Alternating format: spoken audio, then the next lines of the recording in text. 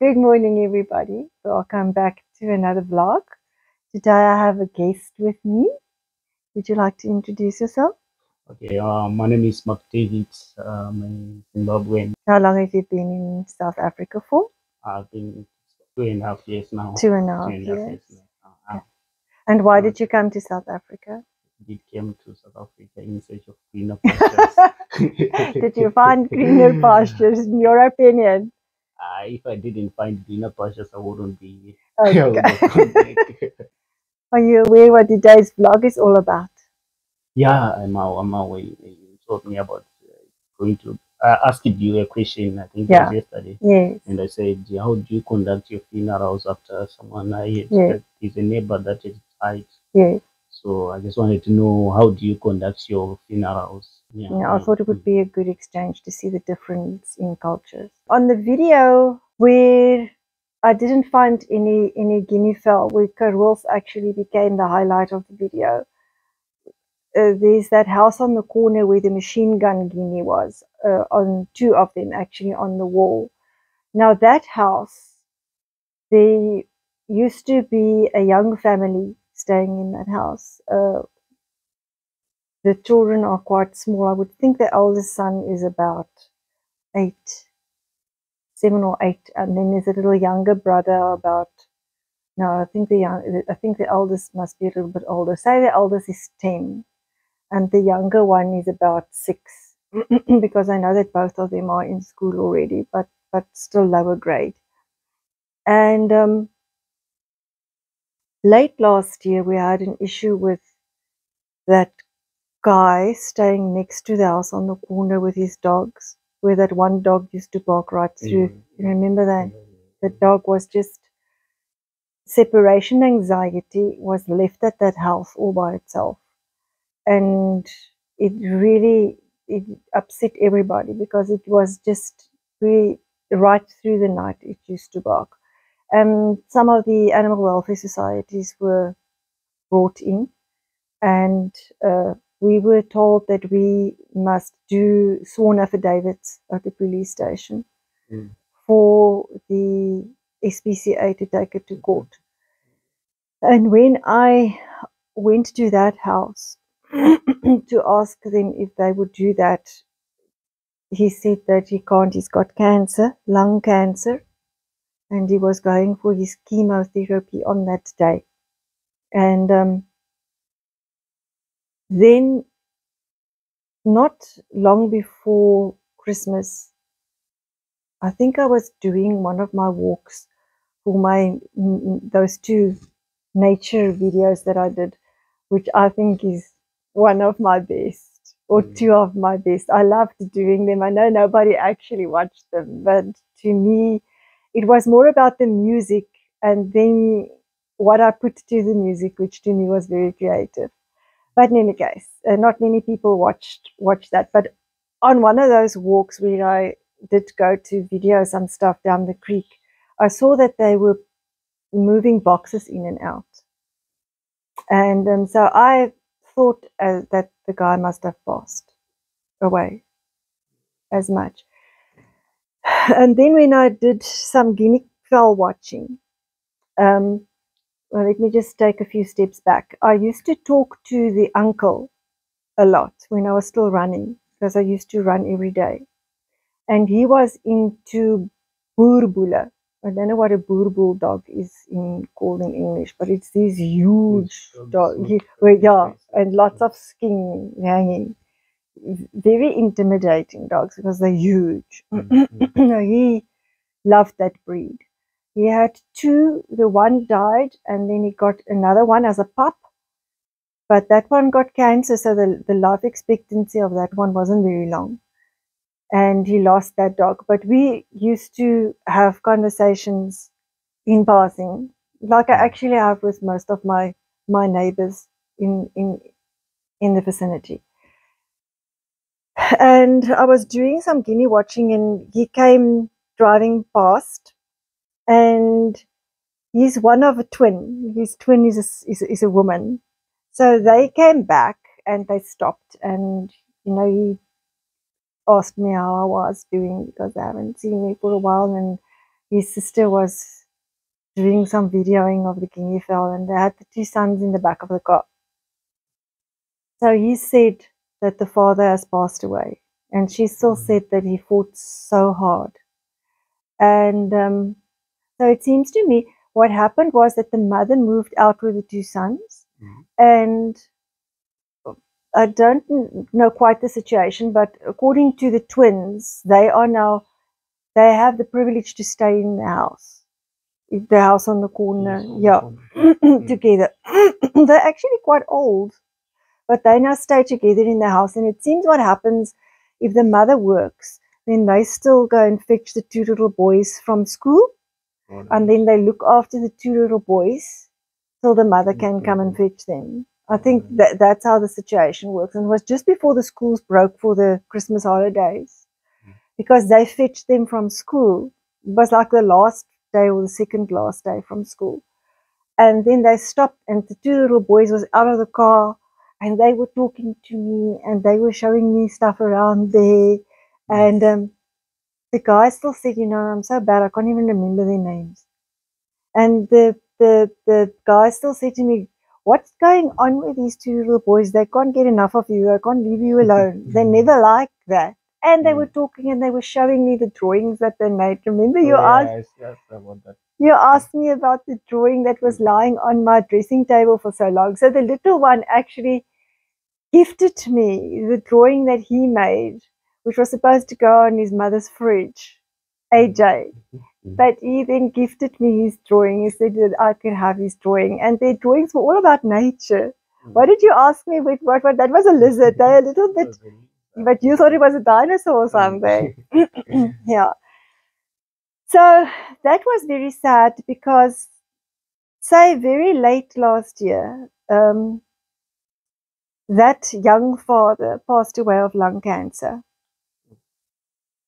Then last week, on Tuesday, somebody in the street said to me that my neighbour across the road, which we have been neighbours for 30 years, has heard that he's got pancreatic and liver cancer, and he was given 3 weeks to live. And it was a complete and total shock. It was such a terrible shock. We were volatile neighbors, let me put it to you that way. We didn't have the smoothest of neighborly relationships since the day that I moved in here. Our first encounter was with... Also, the issue of Christ wasn't your first encounter. No, I'm going to tell you the first encounter now, 30 years ago, was regarding the other neighbors across the road. They got a little Maltese poodle dog, that's a breed, as a puppy for the children, which was pampered, and it was in the house, and it had two little black eyes. The fur around the eyes were black, so the dog's name were Ooghies, which is Afrikaans for eyes. But then it came to a certain age, and it was just thrown outside. And this little doggy could never adjust to that. And they went away a lot on holidays or for long weekends or weekends. And I kid you not, that dog would start crying from the minute that they left till when they arrived back. And right through the night, and it was whimpering, it was like a whimpering cry, and non-stop. And it is very upsetting. It is very upsetting. And I was going for my run, and my neighbor that has passed, and his son was throwing this little dog, because he used to come out. He crawled under the gate, was throwing him with green guavas. Now, a green guava is almost like a flippin' rock. When they're that small, they really rock hard. They were throwing the little dog with that. So what did you think of? Obviously, it's unfortunate. Yes, I was on my run. I just started my run, and this happened, and it didn't go down well because I opened my mouth and I said, just so you know, that's not the way that you do it. I understand that it is irritating. It is right by my window. I think it irritates me more than it does you, but it's not the dog's fault. And it's like throwing him with rocks, and that's not on. And you know, if that was just when I moved in here, so I wasn't very popular. Then we had an issue with the guinea fowl. He didn't like me feeding the guinea fowl. I used to feed them there by the stumps. Yeah, I never used to feed them here. They never used to come down here. So I walked there, and I only used to feed him once a day. And he didn't like that. He blamed me for the guinea fowl that was sitting on his roof. It was my fault. And so we had a bad argument about that, a huge argument. But then we sort of, you know, we get over it and we settle down. And then another issue started. And then the last issue was, how will I now put it?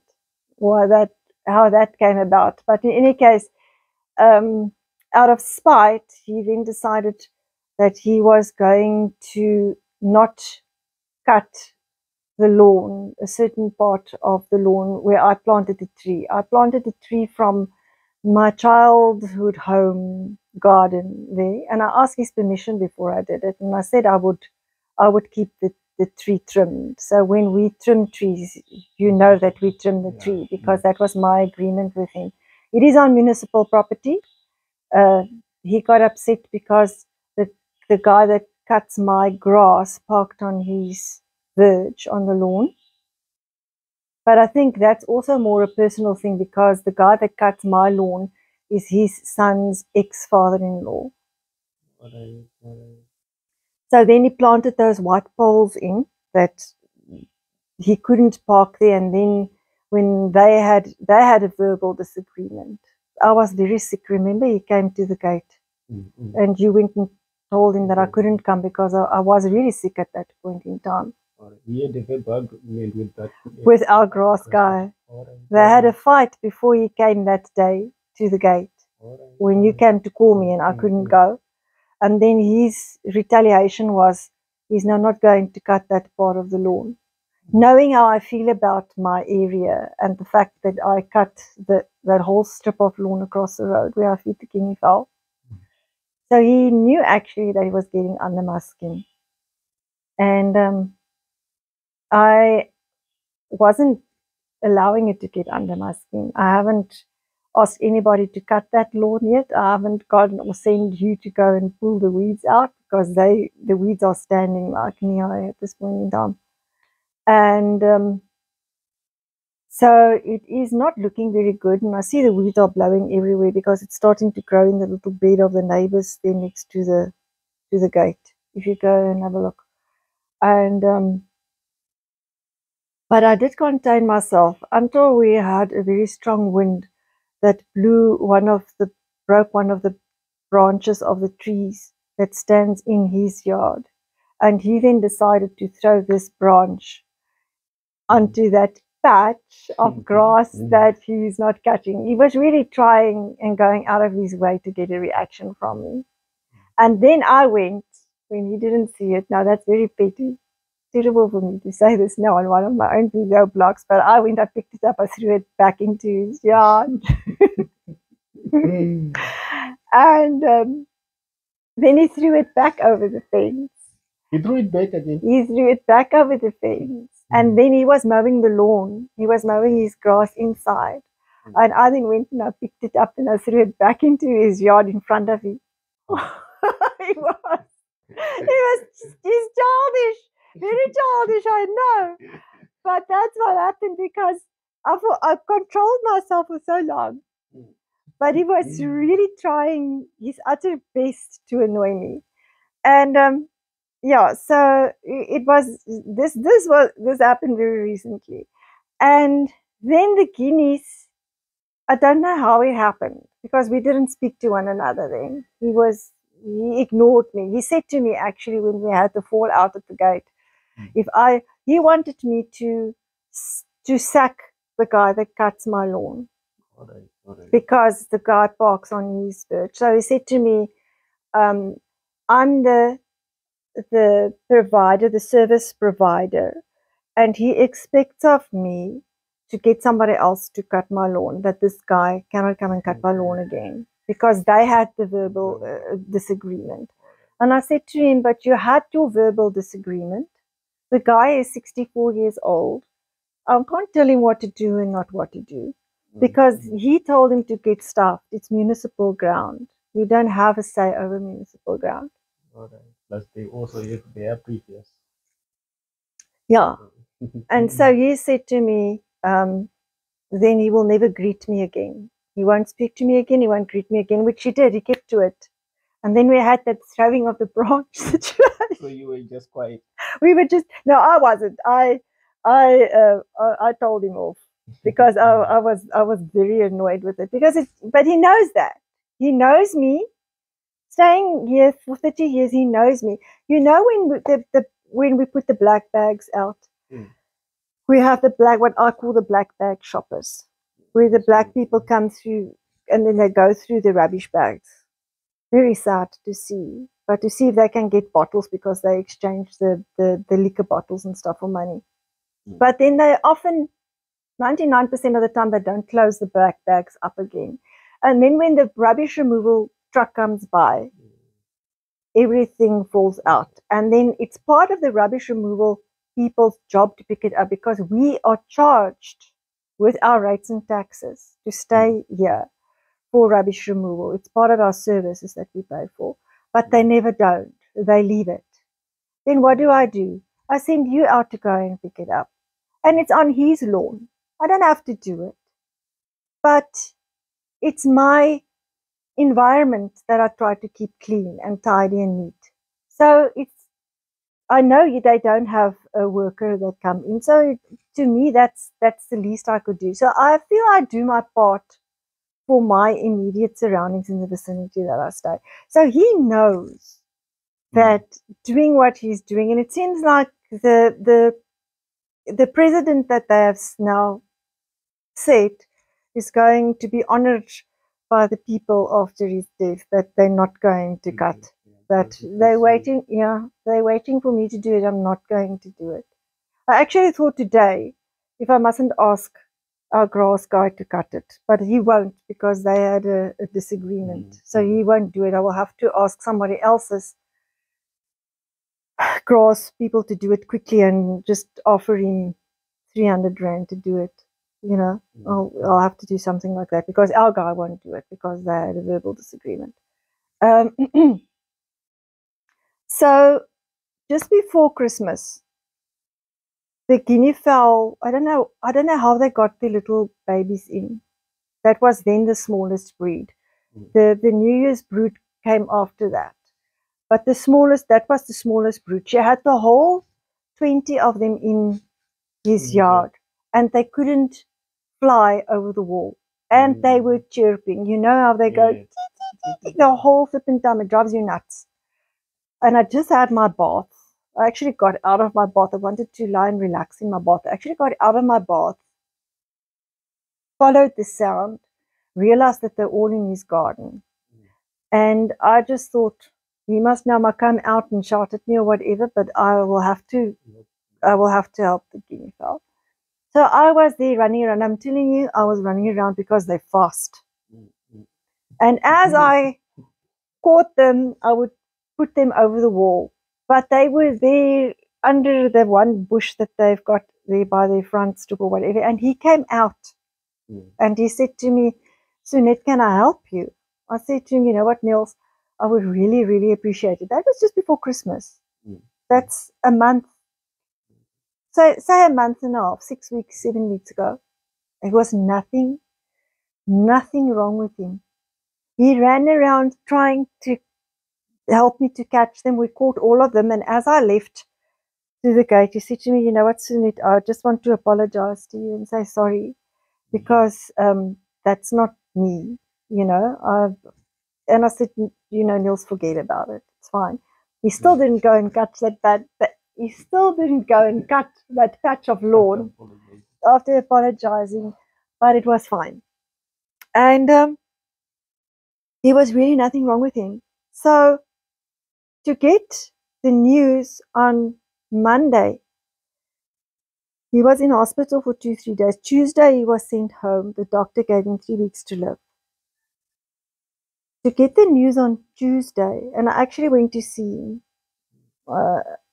on Tuesday. They didn't allow me to see him again after that. I did go and ask every day how he was doing, but I wasn't allowed to see him. But I sat with him on Tuesday, and he said to me, you know what, Sunette? There was absolutely nothing wrong with me. I felt fine. They do say that pancreatic cancer, I don't know about liver so much, but because the pancreas apparently is behind the liver or behind some organ, it's very difficult for them to see. And if you go and read about it, which I did, it is normally too late when they do detect it to help you. My grandfather on my dad's side, so my dad's father, died of pancreatic and liver cancer. And my mom used to tell me the story, and it was exactly the same. No, I think he knew because he had a lot of heartburn. He was forever busy with Rennies. But he also could lie towards the end only on the one side of his stomach. And his stomach also ascended, blew up rock hard. Rock hard and huge. They looked like they're pregnant with twins. He was the same, and he could only lie on the left side. He couldn't lie on the right side. But they say there's certain signs like your urine becomes very dark.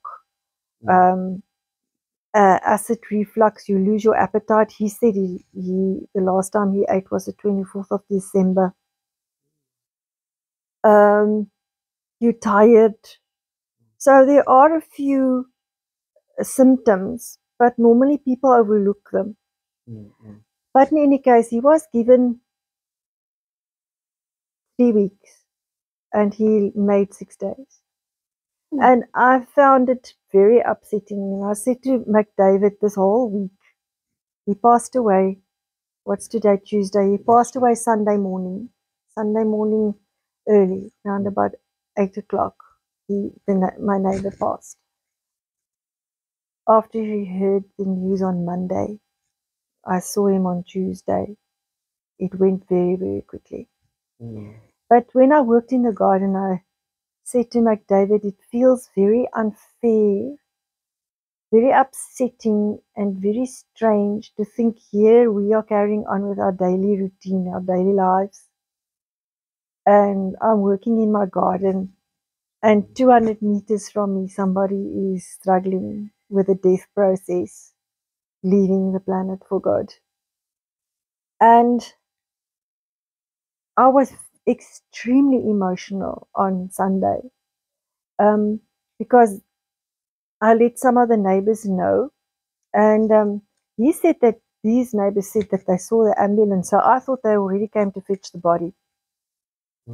I had to go over to Amanda, which is Niels's neighbor. She's also been here for eons, so we've been neighbors literally, 30 years. Yeah, and she also had issues with him.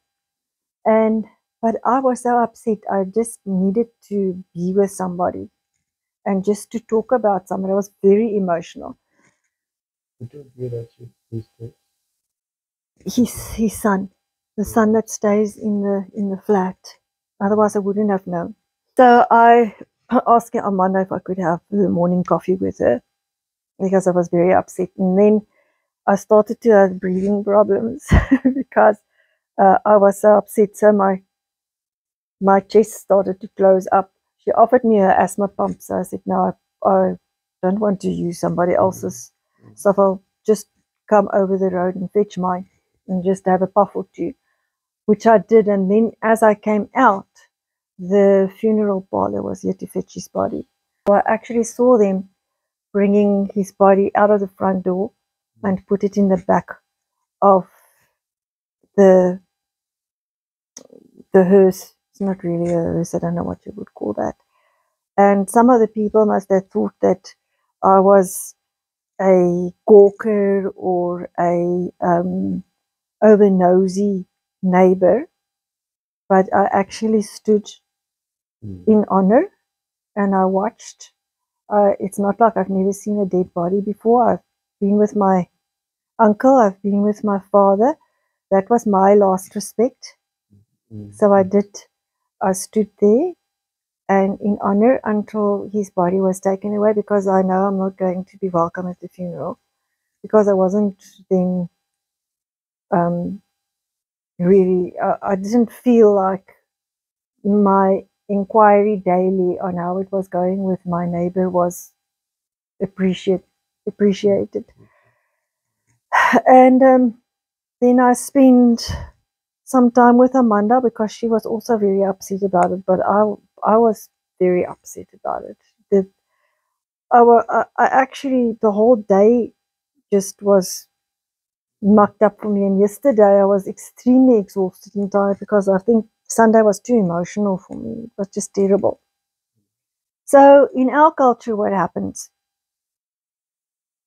I don't know if they still do it. Normally, if a person died at home and not in hospital, they would do an autopsy to make sure that nothing untowards actually happens, like a murder or somebody was poisoned. I don't know if it's like that anymore, but in the olden days, if somebody died at home, the coroner will do a autopsy to make sure that the person died of natural causes, which is not really, that doesn't happen if somebody dies in hospital. So now the body is taken to the funeral parlor. The funeral parlor came to fetch the body. The body is now going to be prepared, and then it goes into the fridges. With my father, I sat at his hospital bed when he passed away. The nurse was cleaning his nails and all the stickiness where the drips and the stuff went in, or any dried blood. She washed his body, cleaned everything. It was the nurse. It was the nurse doing that. The nurse. And then I stayed with him or his body until the funeral parlor came to fetch, and that was very quickly in the hospital. The funeral house that my mom used, really, they were there very, very quickly. What happens is the rigor mortis, yeah, actually sets in very quickly. So you will often see what they do. I don't know if they did it, but with my father, they put towels here. So and they did the same with my mom's brother, because I sat with my mom's brother as well, to push the chin up. Otherwise, the mouth falls open and then it goes stiff like that, and then they can't get it closed. And it's not nice for the people to, if they want to go and look at the body, if that's the case, because once it goes stiff, you must see with the birds that die. Once they go stiff, you can really not push the legs or anything back into position. You really go stiff. So they try and push and keep it so that the mouth is closed. And then that's also why they close the eyes as quickly as possible. Yeah, yes. So then we had an appointment at the funeral parlor, where we went and they discussed how my mom would have liked it. They will make the arrangements for the church service. You say which minister you want to lead the service. They also have a list of ministers that they can provide, which they did. My mom wanted it in Afrikaans and English. The English minister was one that we were all very impressed with, which the parlor provided.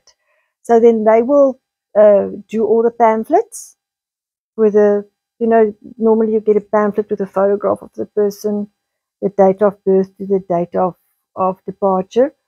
and then the hymns and stuff that would be sung in church.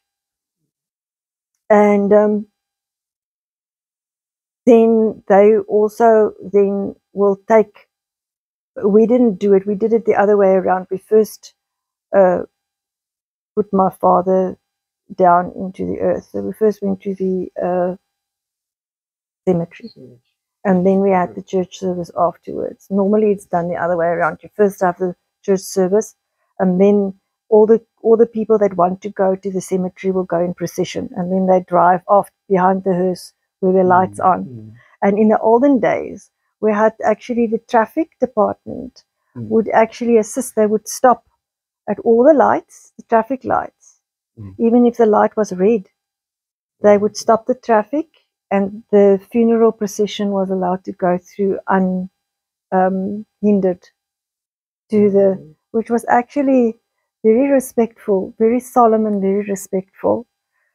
And then at the cemetery, they will then have a few words, the minister, as the coffin is then lowered into the grave. So there they will, the minister of the word, whichever denomination you are in. And if you don't have enough people to carry the coffin, they will provide people to carry the coffin. They prepare the grave with the, they normally have some cloth, and they have the pulley that will lower, because that, I was a carrier for my father, and that coffin, I'm telling you, is heavy.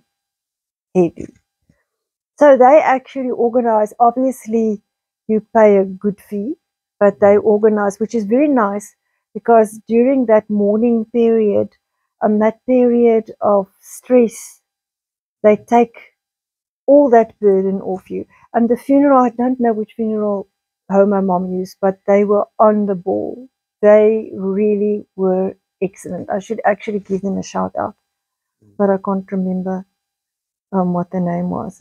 That is, if it's not a cremation. But in our faith, Christian faith, my mom is still a avid believer of the body, and it must go into the earth. What is a funeral like in your culture? it's not that different from what you have just said. It's very different. Yeah, it's not different. You normally come with bus loads. Yeah. You actually get criers, mourners that just come and cry. Am I right? Yeah. Okay, tell us. The thing is that if someone dies, right, a lot of people gather, like the neighbors and everywhere, the extended families. And non-extended families. Yeah. They will actually come to for about 3 days. 3 days? Yeah. Okay, so very different. They will eat there, do breakfast, like lunch. Where do they stay? They'll be staying outside. They will sleep outside. They will even make a fire outside. The men will sleep outside, then the woman will sleep inside. Like as in really? Yeah. For 3 days. For 3 days, yeah. That's why you've got people that is very extended that will come to the funeral, because they eat for nothing. They eat for nothing, yeah. But then they must cry a lot. Oh, yes. They must set the atmosphere at the funeral. So tell me, what happens to the body in those 3 days? Okay, what happens to the body is, let's say someone dies at around 2 a.m. They'll just wait up until in the morning. Then they'll call the funeral parlor. Okay. They'll come and collect the body, then take it to the mortuary. Okay? Yeah. Then after that, they'll come back. It will come back the next day. Usually it takes 3 days. What happens is that when us in our culture, we have two is it houses? Yeah. Whereby you live in the urban areas and you also live in the rural areas. Okay. So most of the time your body will be buried in the rural area. Okay. There is totally different whereby you only have one area where you stay in urban areas. Yes. So most of the people, they are buried in the rural areas. Okay. So In a type of a cemetery together, or just where you stay, where you live?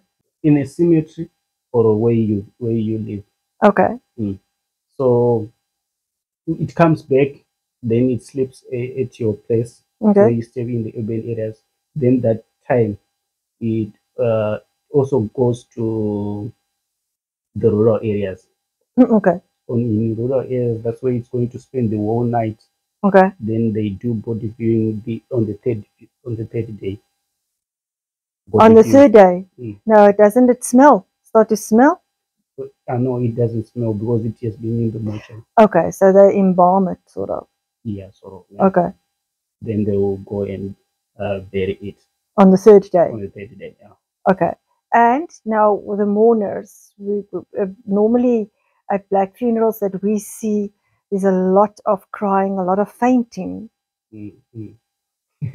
I know Mormonas, it depends on the type of person that you are, but most of them, they do cry a lot.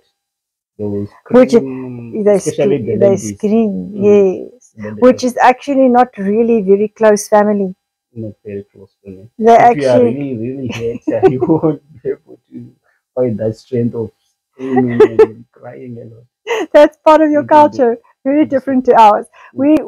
We would have a tea in the church hall after a funeral, Really? yeah, with sandwiches and eats for the Mm. people that came from afar and Mm-mm. that must travel back, that just came just for the funeral. But like Roland said yesterday, when he spoke to me on the phone, he said yes.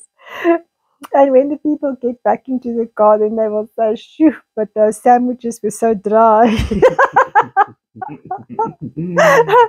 He's got a way of expressing himself. Actually said to me, would make a very good a writer for like a novel or a story, books, because he's got a Mm-mm. way of expressing himself Mm. um, very eloquently. In such a way that Yeah, I mean, I would not never have thought of now picking the dry sandwiches out from a funeral tea Mm. and mention that now to somebody the way that he said it. But it is true, if we start talking about weddings and wedding receptions and people going to wedding and wedding receptions, and how they always then will criticize, they will end up criticizing what the bride's dress looked like, or the bridesmaids, or the best man's speech, and then they Mm. come down to the wedding cake and the music and the food that was. Mm. And I mean, you invite them as friends and relatives to come and enjoy a special occasion with you, and it costs the bride and the bridegroom a lot of money, Mm. you know Mm. Mm. Mm. for the food. It's normally the best, Mm. and then people tend to criticize, oh, he actually picked out now what people will Mm. do now after the tea. Mm. um And they also do speeches. Do no, not at at Oh, the they at the will. at They the will cemetery. thank. I haven't been to a funeral in a long time. The last funeral I've been was my father's, and I haven't been to a funeral in ages. I think the last funeral after before my dad's funeral was my grandmother's funeral on my father's side when I was at university. I don't do well at funerals. I Mm. don't like to go to funerals. Everything, I just find it very emotionally upsetting, Mm. and I stay upset, emotionally disheveled for weeks Mm. afterwards before my whole being settles down and get an equilibrium and some peace of mind, because it's now death is now running through my Mm. mind all Mm. the time. Mm. It's there all the time. Also, that's why you don't. No, I don't like to go to funerals. It's just too upsetting, It's too and bad. I won't now go to somebody like his funeral, and then I can't contain my emotions because Mm. I'm not family, I'm nothing. People will think strange. Why is this woman carrying on like this? And disturb their funeral because I become emotionally unhinged. Like Mm. Sunday, I became unhinged. If it wasn't for Amanda, I was very, very grateful for her support and just the conversations that we could have had. We discussed death and and the Bible, and we had deep conversations on Sunday, which was very meaningful to me because I really was emotionally rattled. Don't ask me why, but I was. So that, I mean, you also had dealings with a guy. It's strange to think that that person is now gone. His place is empty. Whether you liked him or not, whether you were a close friend or not, it's 30 years is a long time. 30 years is a very long time. You know, he's got a very good friend up the road, Perry, that used to, the guy that does the signage, and he used to very often visit Niels. When he would drive to somewhere and come back, he would stop there. On his way, he would stop there. He really, he was a good friend. And they didn't even tell him that Niels passed. He had to hear it from another neighbor that used to stay in the street that moved away. He was also very, very hurt, you know, because of that. But I suppose when a family goes through a crisis like that, then they don't think of other people. You know, it's a crisis. But in any case, that's now about death and people dying in the street in close proximity to where we stay, and different cultural funerals. And we want to say thank you for being here with us in our conversation that we had cross color borders. Yeah. And what are you going to say? Do you want to say something in closing? In closing, I just want to say thank you so much, guys, for listening. And please do share, subscribe, and come back for the next video. You know the drill. Why do the people always say, don't forget to ring the bell to know, to know exactly when a new video drops. But in the case, he said it all. I can't add anything to it. I just want to say, please look after yourselves. Life is precious. Life is short. We never know what the next second actually holds for us. And I hope to see you in a next video as well. Goodbye.